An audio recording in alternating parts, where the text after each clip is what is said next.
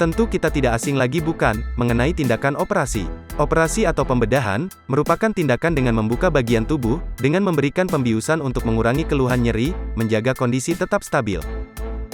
Secara umum, pada tindakan operasi yang terencana, pasien diminta puasa selama 6-8 jam sebelum operasi.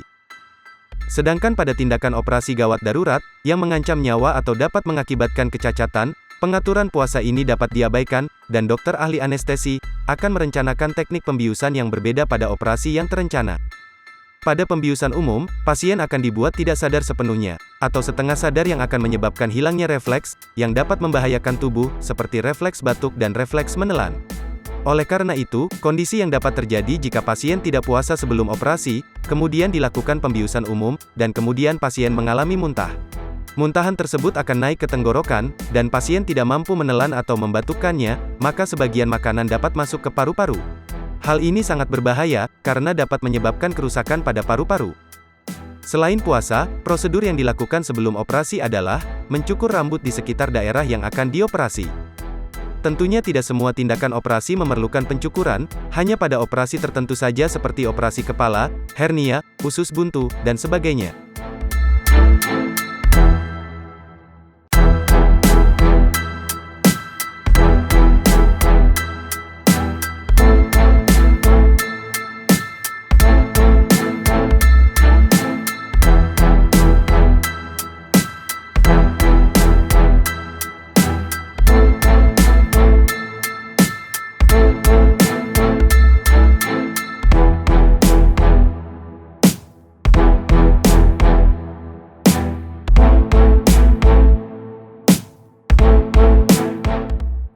Selamat pagi, saya Dr. Adi dari bagian bedah tulang.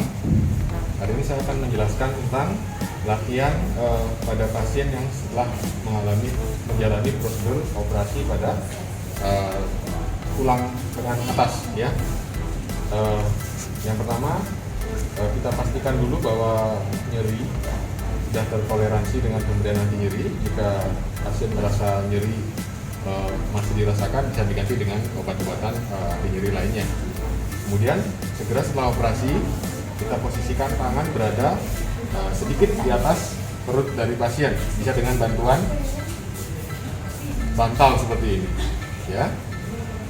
Hari pertama setelah operasi, untuk mencegah kekakuan, kita bisa melakukan beberapa latihan untuk pasien.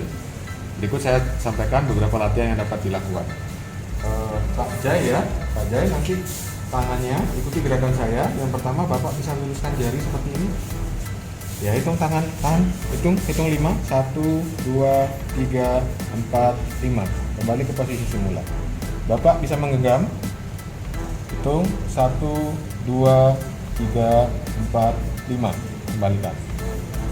Gerakan yang dihindari adalah tidak boleh melakukan gerakan memutar sampai 1 bulan pasca operasi. Terima kasih. Selamat siang, saya Dr. Adi dari bagian tulang. Hari ini saya akan menjelaskan tentang latihan untuk pasien setelah menjalani prosedur operasi pada daerah tungkai, daerah kaki ya. Yang pertama, pastikan bahwa pasien tidak terlalu nyeri, nyerinya tertoleransi dengan pemberian obat-obatan. Jika dengan satu jenis obat masih nyeri, bisa kita lakukan dengan pemberian obat kombinasi. Yang kedua, setelah operasi, kaki langsung diposisikan agak tinggi, kira-kira satu bantal. Tujuannya untuk mengurangi tekanan di kaki supaya tidak terlalu bengkak, dan yang kedua untuk menghindari penekanan pada tumit. Jadi tumit tidak boleh ada tekanan supaya tidak lecet. Ya.